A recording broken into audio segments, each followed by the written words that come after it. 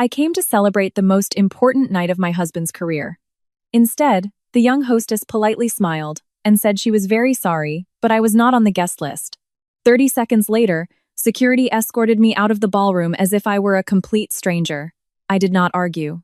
I turned around, walked to my car, and sent a single text message. Less than an hour later, my phone was already blowing up with calls. Then the doorbell rang. A vintage Parker fountain pen sat neatly packed in a navy blue gift box on the passenger seat next to me. While driving to downtown Chicago, I glanced at it every time I stopped at a red light, smiling to myself despite the traffic. Arthur had admired that vintage pen for years as we wandered through antique shops on quiet Saturday mornings. I finally found one in pristine condition and paid extra to have today's date engraved on the clip, the day he officially became Chief Executive Officer. At least, that was how I had pictured the memories of tonight. The doorman greeted me with a cheerful smile at the entrance of the Astor Hotel. The lobby buzzed with conversation, polished shoes clicked across the marble floors, and waiters carried silver trays loaded with sparkling water and champagne toward the ballroom. Everywhere I looked, people's faces carried that specific confidence that always accompanies expensive suits and successful careers. I immediately recognized a few faces. Old vendors, retired former employees, the warehouse manager who had been with us for almost 25 years, and a local alderman Arthur had recently met. Many smiled politely as they walked past, though most seemed surprised that I had arrived alone. Arthur had left 3 hours early because he needed to take photos with the board of directors before the ceremony began. That morning, before walking out the door, he had kissed my forehead and said he would see me tonight. There was nothing unusual in his voice. I smoothed out my navy blue dress, the very one he bought for our 30th wedding anniversary, and confidently approached the reception desk. The young woman wearing a gold staff badge looked up. "Good evening, Eleanor Sterling." Her fingers danced across the keyboard, then stopped. She apologized and asked if I could spell my last name. Sterling. She searched again. Her smile faded slightly. She said she was very sorry, but it seemed my reservation was not there. I laughed quietly and told her it was absolutely fine. I explained that I was Arthur Sterling's wife and that I completely understood. She searched a third time. Nothing. She apologized profusely and asked me to wait a moment before disappearing behind a side door. The knot in my stomach tightened, not out of fear, but out of confusion. Perhaps someone had accidentally entered my maiden name. Perhaps my invitation had been overlooked during registration. These things happen. After so many years of organizing corporate events myself, I knew mistakes were inevitable. The young woman returned with a middle-aged man wearing an event manager badge. His expression was cautious, professional, and rehearsed. "Mrs. Sterling, yes, I am afraid your name is not on the approved guest list for tonight." I smiled politely and said there must be some misunderstanding, as I was Arthur Sterling's wife. He hesitated just long enough for me to notice. Then he quietly reached for the radio, clipped to his belt, and asked security to come to the main entrance. Those words sounded much louder than they should have. Moments later, 2 security guards approached. Neither looked aggressive. Rather, they looked uncomfortable. One of them, a gray-haired man about my age, lowered his voice and said they had checked the guest list. I looked him straight in the eye and asked him to tell my husband that I was here. He pressed a finger to his earpiece, listened for a few seconds, then gave a barely noticeable nod. When he looked back at me, I already knew the answer. He swallowed hard and apologized, adding that Mr. Sterling personally approved tonight's guest list. For a split second, the sounds around me faded away. I turned toward the ballroom. Through the open doors, I saw the crystal chandeliers, the round tables covered in white linens, and the giant screen displaying photos from Arthur's career. And then I saw him. He was standing near the stage, laughing with members of the board of directors. His gaze slid toward the entrance. Toward me. For one unbelievable second, our eyes met. Recognition flashed across his face. Then he turned away. No surprise, no confusion, no attempt to walk over, just a deliberate turn of the shoulders as he resumed his conversation. That hurt more than any words the security guard could have spoken. The older guard cleared his throat and asked me to walk with them. I nodded. I understood everything. Neither guard touched me. They simply walked beside me as we crossed the lobby. The conversations around us died down. I caught curious glances, heard whispers, and noticed a familiar vendor whose face flushed with embarrassment before he quickly looked away. Outside, the warm Midwestern evening wrapped around me. I thanked both guards for treating me with respect. The older one quietly replied that he was very sorry, if that meant anything at all. I was sorry too. I got into my car, closed the door, and placed both hands on the steering wheel. For almost a full minute, I stared at the glowing windows of the ballroom, then picked up my phone. One message, one sentence. Immediately freeze the assets of the Sterling Family Trust. Less than 10 seconds later, Julian Brooks, our lawyer, replied, "Eleanor, are you absolutely sure?" I took one last look at the ballroom, then typed a single word, "Yes." The first call came before I even pulled away from the curb. "Arthur." I let the phone ring. The second call was from Julian, then from Harrison Caldwell, the chairman of the board, followed by two numbers I did not recognize. By the time I turned onto Michigan Avenue, my phone had vibrated in the cup holder so many times that I finally switched it to silent mode. The city lights slid across the windshield as I drove home, and with every block, a new memory surfaced.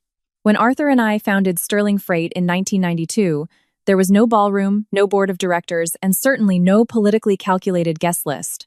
There was a rented office above a tire shop, one dented Ford box truck, and an electric typewriter that jammed whenever the weather changed.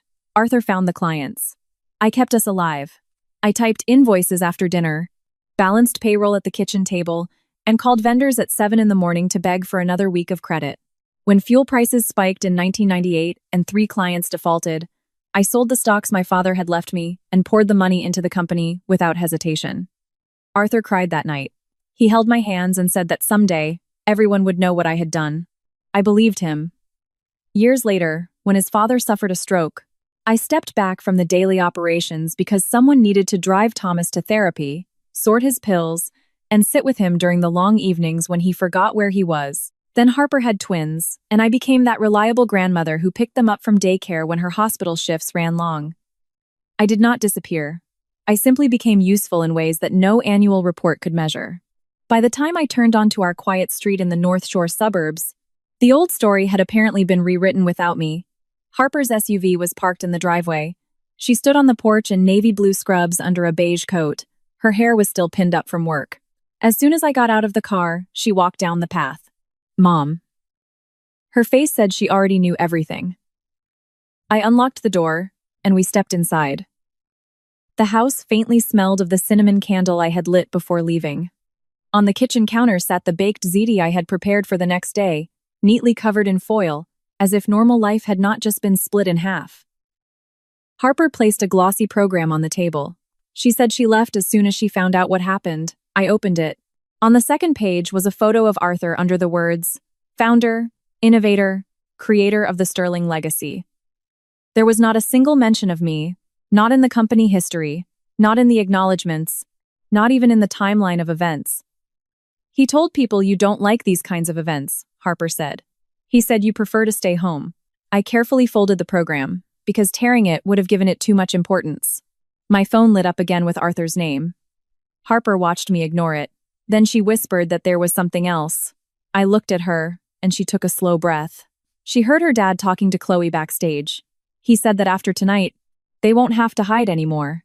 The room went completely still. Harper's eyes filled with tears. Her words hung in the kitchen long after she stopped speaking. Their relationship.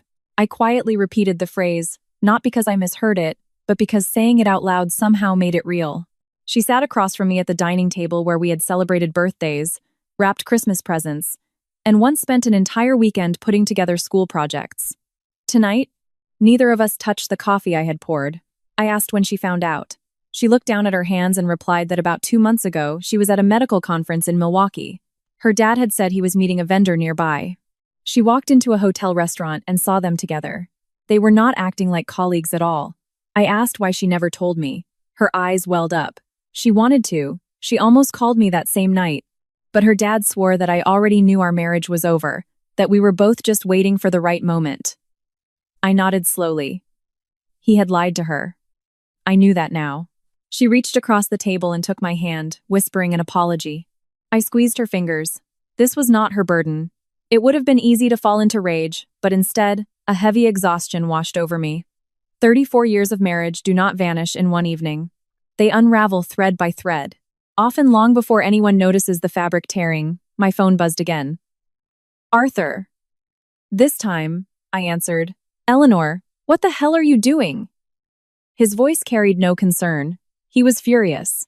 He assumed I was calling about the trust. You froze everything. Do you have any idea what you've done? I replied that I knew exactly what I had done. He said I was humiliating him in front of the board. I looked around the kitchen we had remodeled together 15 years ago. No, Arthur. You humiliated me in front of the entire company. Silence. Then he let out a sharp breath. Chloe thought it would be awkward if you came, so she took you off the list. I approved it. The words were delivered with astonishing calmness. No excuses, no denials, he continued, saying he did not want any unnecessary drama tonight. People expected the new CEO to project stability, and his wife of 34 years jeopardized that image. He added that I had not been involved in the business for years. I almost laughed. I stopped going to the office because his father required round-the-clock care. Then our daughter needed help with the kids. He himself had thanked me for those sacrifices. He said this was different. I quietly replied that it was exactly the same. Only now, he had decided those years did not count. He had no answer for that.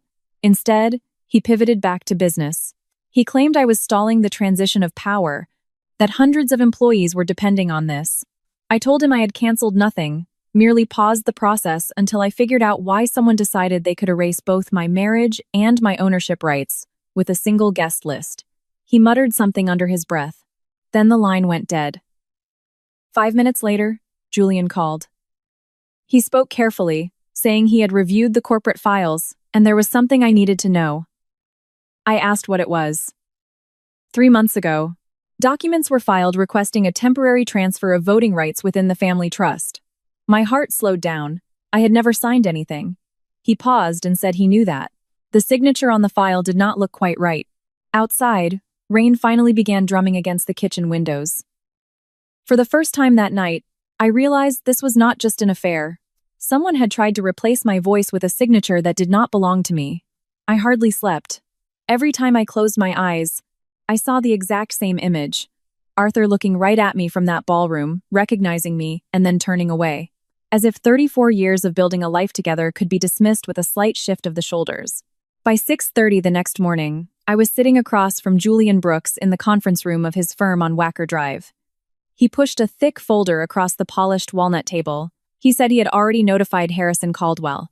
The board of directors had agreed to convene at 9. I nodded. Julian studied my face for a moment and said I did not have to do this today if I was not ready. I almost smiled. For most of my adult life, all I had done was prepare for difficult days. The Sterling Family Trust was never created to give me leverage over Arthur. My father had insisted on setting it up after he invested money in our company decades ago. He believed success could change people and wanted safeguards to protect both the business and the family if emotions ever clouded judgment. At the time, Arthur had agreed without hesitation. Neither of us could have imagined that one day we would be sitting on opposite sides of the same negotiating table. The board meeting started precisely on time. 68-year-old Harrison Caldwell, with his neatly combed gray hair, looked tired. Opening the meeting, he stated that he wished we were gathering under better circumstances. I replied that I wished the same. Arthur arrived moments later. His expensive dark gray suit looked flawless, but the confidence he usually wore so naturally showed tiny cracks after a sleepless night. Chloe followed him into the room, refusing to meet my eyes. Arthur did not look at me either. Julian outlined the legal situation first. The Sterling Family Trust was exercising its contractual right to suspend the certification of the CEO transition, pending further review. Silence hung heavy in the room. Then Harrison looked at Arthur and asked if he wanted to explain why Mrs. Sterling was escorted out of last night's event. Arthur shifted in his leather chair and replied that it was a personal matter. No, Harrison countered calmly. The moment security escorts a primary stakeholder out of a corporate event celebrating a leadership transition, it becomes a corporate matter. A muscle twitched in Arthur's jaw. The chief financial officer, Meredith Langston, cleared her throat. She stated there were other matters of concern and handed out several printed spreadsheets. While preparing the final closing documents, they had identified executive expenses requiring clarification. She pointed to the highlighted items: luxury hotel charges in Aspen, a year-long apartment lease, consulting fees awarded to a PR firm owned by Chloe's brother. Executive relocation expenses had been approved months before the board even voted on Arthur's promotion. Arthur immediately leaned forward, claiming these were legitimate business expenses. Harrison calmly replied that no one was making accusations. They were simply asking questions. I spoke for the first time. I said I did not want assumptions. I wanted an independent audit. If every expense was legitimate, the records would prove it. Harrison nodded slowly and agreed. One by one, the other directors voted. Every hand went up, including Harrison's. He looked at Arthur with unconcealed disappointment and announced that until the audit was complete, his appointment as CEO was suspended, and he was being placed on administrative leave. For the first time since I met him at 19, my husband looked genuinely terrified. Not because he lost the title, but because the narrative he had spent years rewriting had just stopped being the only version everyone believed. By the following Tuesday, the company felt less like a business and more like a courthouse. Any hallway conversations died down whenever someone walked past. Every email seemed to carry more weight than it should. Rumors spread faster than facts. And I refused to contribute to either. Julian called right after breakfast. A handwriting expert had finished the preliminary review. I poured my coffee. He was highly confident that the signature on the power of attorney was not mine. I closed my eyes. The confirmation did not bring relief. It brought something much heavier. Someone had decided my consent was not even worth asking for. I asked if he could prove who did it. Not yet, Julian replied. But the electronic file was sent from a computer assigned to the Public Relations Department, Chloe's department. Not proof, but no longer a coincidence either. Later that afternoon, Julian arranged a small meeting room for me at his office. He said someone wanted to speak with me privately. When Chloe walked through the door, she looked nothing like the polished executive I had seen in magazine photos standing next to Arthur. No amount of makeup could hide the exhaustion on her face. She stood awkwardly for a second and thanked me for agreeing to meet. I replied that I was willing to listen. She sat across from me, her hands tightly clasped together. She said she did not know everything. I said nothing. She added that she knew I probably did not believe that. I said I had not yet decided what to believe. She nodded slowly. Arthur had told her our marriage collapsed years ago. He said I preferred staying home with the grandchildren, that I had already agreed to step away from the company, and that as soon as the new CEO announcement was made, the divorce would be finalized quietly. Every sentence sounded carefully rehearsed, not an outright lie, but a painfully incomplete truth. She continued, saying he claimed I disliked public events. He told her my invitation would only make everyone uncomfortable, so she crossed my name off. A tear rolled down her cheek. Yes, and Arthur knew. She looked right at me. He approved it. The words hurt less than I expected. Perhaps because I already knew. I asked about the trust documents. Chloe hesitated. She stated she never forged my signature. That was not my question. She lowered her eyes. She had been asked to gather copies of old corporate documents that had my signature on them. I asked who asked her. She swallowed hard. Arthur. Silence settled over the room. She was not accusing him of forgery, but she was not defending him either. She was simply telling me exactly what she had done. She whispered that she thought it was for the archives. Looking back, she realized she stopped asking questions because she liked the answers she was getting. That, more than anything else, sounded like the truth. After several minutes of quiet, I asked something she clearly did not expect. Did Arthur ever tell her about 1,998? She frowned. No. The year sterling freight almost collapsed. She shook her head. He had never mentioned it. I smiled sadly. Of course he hadn't. I looked out the office window at the Chicago skyline, remembering another spring day nearly 30 years ago. We were 3 weeks away from bankruptcy. 2 major clients had gone under, fuel prices had skyrocketed, and the bank had denied another extension. Arthur was ready to shut the doors. Chloe listened without interrupting. My father had left me a modest portfolio of stocks. I sold almost everything and loaned the company enough money to survive. She asked, "You did?" Yes. I laughed softly. The funny part was that Arthur cried when I handed him the cashier's check. He promised that for the rest of his life, he would make sure no one ever forgot what I did. For a few seconds, we were both silent. Finally, Chloe whispered that she never knew, adding that she believed me. When she stood up to leave, she lingered by the door and said she was sorry, if that meant anything. I replied that I believed her. After she left, Julian returned to the room. The buyer's representatives had just called. I looked at him. They were concerned about the audit. I expected that. They also asked if I would be willing to negotiate with them directly. That surprised me. Why me? Julian offered a faint smile.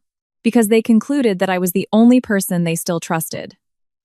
Julian's words echoed in my head the entire drive home. The only person they still trusted. I did not feel powerful. I felt exhausted. For years, I believed that if I quietly did the right things, eventually, the truth would speak for itself. Now I was learning something entirely different. The truth does not always speak for itself. Sometimes, it waits for someone to give it a voice. The buyer's representatives wanted to meet the next morning at their downtown office. Before agreeing, I asked Julian to arrange something else first. I wanted to visit the warehouse. He looked surprised. The very first one? Yes. Sterling Logistics had expanded to 4 distribution centers across the Midwest, but the old warehouse in the Southside Industrial District was where it all began. The faded brick building had been renovated several times. However, the smell of cardboard, diesel fuel, and coffee remained exactly as I remembered it. As I walked across the loading dock, the chatter stopped. Then a familiar voice rang out. Mrs. Sterling. I turned and smiled. Marcus. Marcus had started working for us as a driver 28 years ago. His hair had gone completely gray, and his knees moved a bit slower, but his handshake was as firm as ever. He said he had heard I might be visiting. Rumors moved fast. Soon, half a dozen employees gathered around. Not because they wanted gossip, but because they needed answers. I told them only the truth. The company was not closing. Several shoulders relaxed. The audit was still ongoing. Someone asked if Mr. Sterling was coming back. I answered honestly that I did not know. No one pressed me further. Instead, Marcus quietly said they just wanted to know if their pensions were safe. That question hit me harder than anything Arthur had said. Not promotions, not executive titles. Retirement, paying for grandchildren's tuition, health insurance, real life. Later, the warehouse manager, Brenda, pulled me aside. She said there was something I probably needed to see. She handed me a folder with draft staffing rosters that someone had accidentally printed on the warehouse copier a few weeks ago. Next to several names were yellow highlighter marks. Most belonged to employees over the age of 58. Next to each name was the same note. Position eliminated post-transition. I slowly turned another page. Another list, more names. Drivers, dispatchers, mechanics, people who had dedicated decades to the company. My breath caught. I asked if this had been distributed to everyone. Brenda shook her head. No, Arthur had said it was only a preliminary draft. I closed the folder. Whatever happened between me and Arthur was about our marriage, but this was not. That same afternoon, I met with the buyer's vice president, Lauren Barrett. She was blunt. They still wanted to acquire the company, but only if the transition period would not result in years of litigation. I nodded and said I understood. She leaned forward and asked what it would take for me to support the deal. I had spent most of the night thinking about that exact question. My terms are not complicated. She waited. No layoffs for at least 2 years. She made a note. Existing pension obligations remain fully funded. Another note. Health insurance benefits are maintained in full. She nodded again. And absolutely no corporate restructuring targeting older employees simply because they are close to retirement. Lauren looked at me for several long seconds. She noted that these were not financial demands. I replied, no, they were employee protections. Exactly. She smiled for the first time and said she thought they could work with that. When I returned home that evening, another envelope was waiting in my mailbox. A legal summons. Arthur had officially filed for divorce. Along with it came an emergency motion asking the court to grant him temporary authority over the Sterling Family Trust during the divorce proceedings. I read every page carefully, then called Julian. Does he really believe this will work? I don't think he believes it, Julian replied quietly. I think he is desperate. 3 days later, we stood before a county judge. Arthur barely looked at me. His lawyer argued that since I had stepped away from daily management years ago, control of the trust should temporarily transfer to Arthur so the business could function normally. Julian calmly presented the founding documents. Board meeting minutes and financial reports spanning 30 years. The judge reviewed them carefully, then looked over his glasses. Mrs. Sterling has never surrendered her authority. He closed the folder. Motion denied. Reporters were waiting outside the courthouse. Arthur caught up with me before I reached my car. Eleanor. I stopped. His voice sounded strangely hollow. Why are you doing this? I looked at him for a long time, then answered as honestly as I could. Because I finally stopped believing your version of our story. He had no reply. As I drove away, Julian called again. The buyers had made a decision. What decision? They no longer wanted Arthur at the negotiating table. I gripped the steering wheel tighter. They're asking if you will represent the trust in his place. The next morning, I walked into the buyer's downtown offices carrying a yellow legal pad instead of a briefcase. Lauren Barrett greeted me with a firm handshake. She said she was glad I came. I replied that I was glad too, and that I would much rather resolve this than spend the next 2 years in court. She smiled. That is exactly what we were hoping to hear. The boardroom windows overlooked the Chicago skyline. Glass towers reflected the morning sun while a steady stream of traffic moved below. Ordinary people driving to ordinary jobs, completely unaware that the future of a company employing hundreds of Midwesterners was being decided a few floors above them. Lauren pushed a revised proposal across the table. They had reviewed my terms. I read every page meticulously. Nothing had taught me more over the past week than understanding the importance of taking my time. No layoffs for 24 months. I read aloud. She nodded. Correct. Existing pension obligations remain fully funded. Yes. No reduction in health insurance benefits for retirees. Guaranteed. I continued reading. A new tuition assistance program for employees' children. Enhanced severance packages after the 2-year guarantee period, job placement assistance, independent oversight during the leadership transition. I looked up. This was much better. Lauren folded her hands. We are building a long-term business. Retaining experienced people is worth more than replacing them. I couldn't help but think how differently Arthur had viewed these exact same people. He had started seeing experienced employees as expenses rather than assets. Somewhere along the way, ambition had replaced gratitude. I said I would recommend these terms. Lauren hesitated. There is one additional condition. I raised an eyebrow. Mr. Sterling cannot return as CEO after the deal closes. I did not answer immediately. Not because I disagreed, but because hearing it out loud meant a finality I had not yet fully accepted. I understand. When the meeting ended, Julian walked next to me toward the parking garage. How are you holding up? I laughed softly. I keep waiting to feel like I won, and I don't. He gave a knowing nod. Justice and celebration are not always the same thing. Later that day, I received an unexpected call. Chloe. She quietly said she knew she had no right to ask, but wondered if we could meet one more time. We chose a small coffee shop. She arrived wearing no makeup, dressed in jeans, and a simple sweater instead of tailored business wear. She mentioned that she had submitted her resignation that morning. I was not surprised. It had been accepted. She wrapped both hands around her coffee cup. She said she had spent the last few days thinking about the kind of person she had become. For a while, we were both quiet. Finally, she pulled a flash drive from her purse and handed it to me. What is this? Expense reports. I looked at her. There are transfers in there that I questioned months ago. Arthur told me they were confidential executive matters. You kept copies? She nodded. I guess some part of me knew something was wrong. I took the flash drive. Thank you. She looked down. I am not asking for forgiveness. I know. I just couldn't pretend anymore that none of this was my fault. Her honesty did not erase what she had done, but it mattered. When we stood up to leave, she said something that stayed with me for a long time. Do you know what Arthur was most afraid of? What? He was never worried about losing the company. She looked right into my eyes. He was terrified that people would finally realize you were the one holding it all together the entire time. That evening, Julian called after reviewing the files Chloe had provided. The audit team had confirmed unauthorized executive expense reimbursements. How much?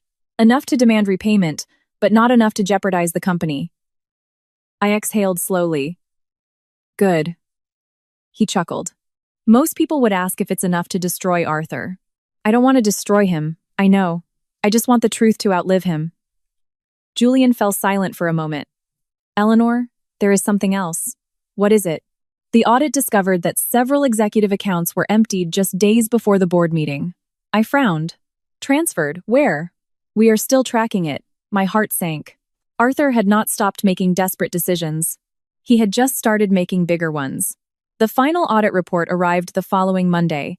Julian did not email it. He brought it to my house personally. When I opened the front door, he was clutching a thick folder to his chest and smiling tiredly. I thought this deserved a face-to-face conversation. I invited him into the kitchen, the same kitchen where Arthur and I once planned delivery routes on notepads and celebrated landing our first national frozen pizza contract. Because we couldn't afford to go out.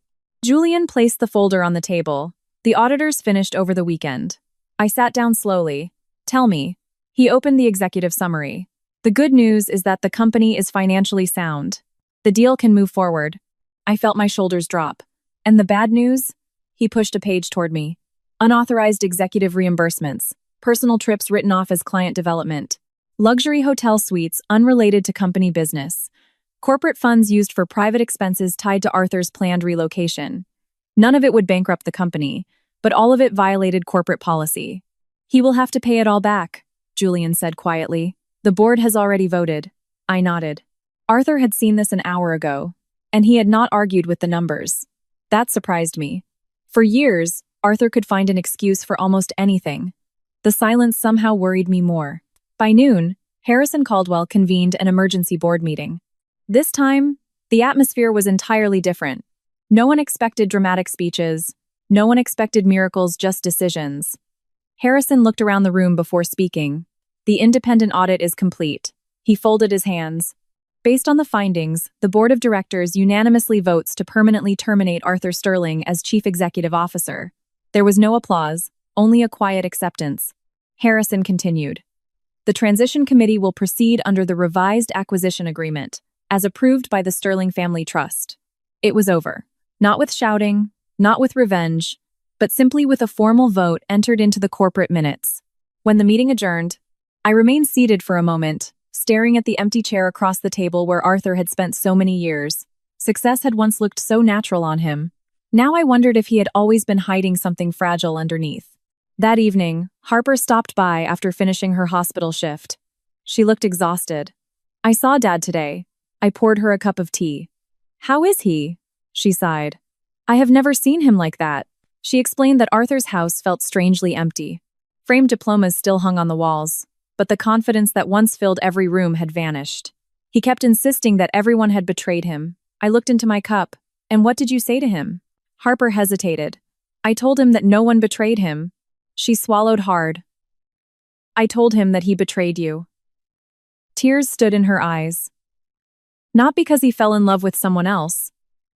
She shook her head. Because he spent years pretending your life never existed. For several seconds, we were both silent. Finally, she whispered. He cried. I closed my eyes. A part of me had been imagining this moment for days. Arthur finally facing the consequences. Arthur finally understanding.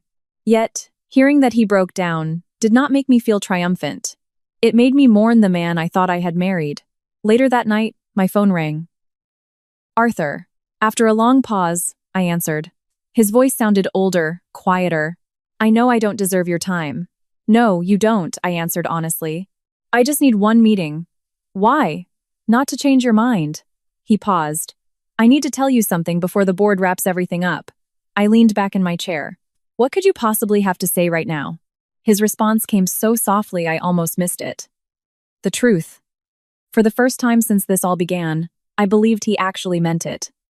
I agreed to meet Arthur the next day. Not at our house, not at the company. We met in Lincoln Park, by the duck pond where we used to bring Harper on Saturday mornings years ago. It felt like neutral territory, a place that belonged to memories, not lawyers. He was already sitting on a weathered wooden bench when I arrived. For a moment, I almost didn't recognize him. The tailored suits were gone, replaced by a simple navy jacket and faded jeans. His shoulders slumped lower than I remembered. As if the weight he had avoided for years had finally settled where it belonged. Thank you for coming, he said quietly. I sat on the opposite end of the bench. You said you wanted to tell me the truth. He nodded. Yes. He stared at the pond for a few seconds. I didn't fall in love with Chloe because I was unhappy. I waited. I fell in love with being admired. His honesty caught me off guard. When the company grew, people stopped congratulating both of us. They congratulated me. He gave a bitter chuckle, and I liked it. The wind rustled through the trees. Every award had my name on it. Every magazine wanted to print my photo. At every conference, I was introduced as the founder. After a while, he shook his head. I started to believe I built it all by myself. I looked at him closely. And when did I disappear? He closed his eyes. Little by little, he confessed that he encouraged the public narrative because it made leadership simpler. Investors liked a single face. Journalists preferred a one-man success story. Every time someone omitted my name, he corrected them less and less. Eventually, he whispered, I stopped correcting anyone at all. We both sat in silence for a long time. Finally, I asked the question that had been haunting me since Julian's call. The trust documents. Arthur swallowed hard. I never forged your signature, but I did ask Chloe to pull old files with your signature on them. I told myself it was just in case the lawyers needed copies for reference. His voice trembled. I knew exactly why I needed them. He did not deny it. He did not blame anyone else. I kept telling myself I wouldn't use them. He looked right at me. But if Julian hadn't frozen the trust, then I probably would have. That admission hurt more than I expected. Not because the fraud was completed, but because he had crossed that line in his own mind long before taking the final step. I became someone I never thought I could be, he said. I believed him. Not because it justified anything, but because I had watched that transformation happen for years without fully realizing it. He reached into his jacket and handed me a sealed envelope. What is this? My resignation from the board of directors. I stared at the envelope. It's already signed. I should have submitted it before the audit was even finished. I did not open the envelope. Instead, I asked, why now? He gave a tired smile. Because for the first time in years, I don't want to win. Driving home, I realized something unexpected. I no longer needed Arthur to lose. The board would finish its work. The deal would close. The company would move forward. None of it depended on my anger anymore. That evening, Harrison Caldwell called. The directors had voted unanimously. I listened in silence. The acquisition agreement was approved, and the employee protections remained exactly as written. He paused. We also voted to acknowledge the original founders at the closing ceremony. The closing ceremony. I smiled at the plural word, founders. A week later, I stood in the same Astor Hotel ballroom from which security had escorted me just days ago. This time, Harrison walked to the podium first. Before discussing financial results or the company's future, he looked directly at the audience. This organization intends to correct a mistake. Absolute silence fell over the room. He turned toward me. For far too many years, we have celebrated only one founder. He extended his hand. Mrs. Eleanor Sterling, would you please join me on stage? As I walked forward, hundreds of employees got to their feet. Not because I had won, but because the truth had finally caught up with history. The closing ceremony lasted less than an hour. The legal paperwork had been finalized for months. The applause only lasted a few minutes. But what stayed with me wasn't the commercial deal. It was what happened after everyone stopped clapping. Employees lingered in the ballroom in small groups, discussing pension plans, new opportunities, and their families. For the first time in weeks, no one was whispering. No one was guessing what would happen next. They already knew the company would survive. That meant much more than who occupied the CEO's office. Lauren Barrett walked over to me before leaving. I wanted to thank you. For what? You reminded everyone that a business isn't built on balance sheets. She smiled warmly. It's built by the people who keep showing up to do the work every day. I shook her hand. Take care of them. We will. Before stepping away, she added one last thought. I think your husband forgot that he inherited the trust long before he tried to manage it. I thought about those words for the rest of the afternoon. She was right. Arthur hadn't inherited money, he inherited trust. And that was the one thing he could never earn back once he had squandered it. A month later, the divorce was finalized. There were no dramatic courtroom clashes, no last-minute speeches, no attempts at reconciliation. We divided our lives just as we divided our assets with paperwork, signatures, and a long silence. As we walked out of the courthouse, Arthur stopped near my car. I'm seeing a therapist, he said. I nodded. I hope it helps. I'm not asking you to forgive me, I know. He looked down for a moment. I spent years trying to be the most important person in every room. He offered a faint, weary smile. And somehow, I became the smallest. I did not answer immediately. Finally, I said, I hope you become a man you can live with. Those were the last words I ever spoke to him. Not because I hated him, but because there was simply nothing left to say. Chloe wrote me a letter a few weeks later. She explained that she had accepted a PR position at a charitable foundation outside of Chicago. She apologized again, not asking for absolution, but merely acknowledging the damage she had helped cause. I never wrote back. Some conversations belong in the past, but I genuinely hoped she would build a better future than the one she had chosen before. A year later, my life looked entirely different from the night at the hotel. Every Wednesday morning, I volunteered at a local small business support center, mentoring women over 50 who wanted to start their own businesses after layoffs, divorces, or retirement. Some arrived convinced it was already too late. I instantly recognized that look. I used to wear it myself. We talked about accounting, funding, contracts, and marketing. But ultimately, every conversation came down to something else: confidence, dignity, and the courage to start over. The Sterling Family Trust also funded a new scholarship for students pursuing careers in logistics, supply chain management, and skilled trades. The board insisted it carry the names of both founders. The Arthur and Eleanor Sterling Scholarship. When they first proposed it, I hesitated, then agreed. History should not be rewritten in either direction. Arthur had worked hard, and so had I. The difference was that the truth finally made room for both facts. Harper attended the launch ceremony with my grandchildren. After the photos were taken, my oldest grandson gently tugged at my sleeve. "Grandma? Yes? Were you really one of the people who built the company?" I smiled. I really was. He grinned widely. "Mom says you never gave up." I laughed. There were days when I wanted to quit. He slipped his little hand into mine. "I'm glad you didn't." I was glad too. Sometimes people still ask if I regret freezing the trust that night. They expect me to talk about legal strategy, corporate governance, or financial leverage. My answer to them is much simpler. The text message didn't destroy my marriage. The marriage had already ended the moment my husband believed my absence would make his success shine brighter. The text message merely put an end to the lie. I also learned that justice is not the same as revenge. Revenge seeks to make the other person suffer. Justice protects what still deserves to survive. In my case, that meant the employees who trusted us with the company we built together, my daughter's belief in integrity, and my own ability to look in the mirror without wondering if my silence made me an accomplice. That night outside the ballroom, security escorted me through the front doors as if I didn't belong there. A year later, I realized something they couldn't possibly have known. No one can erase you from a history you helped write. They can cross your name off a guest list. They can remove your photo from a program. For a while, they might even convince the world that you were never there. But the truth has astonishing patience. If you protect it, live by it, and refuse to back down from it, eventually, it always finds its way home. If this story resonated with you, thank you for listening. If your quiet contributions have ever gone unnoticed, remember this.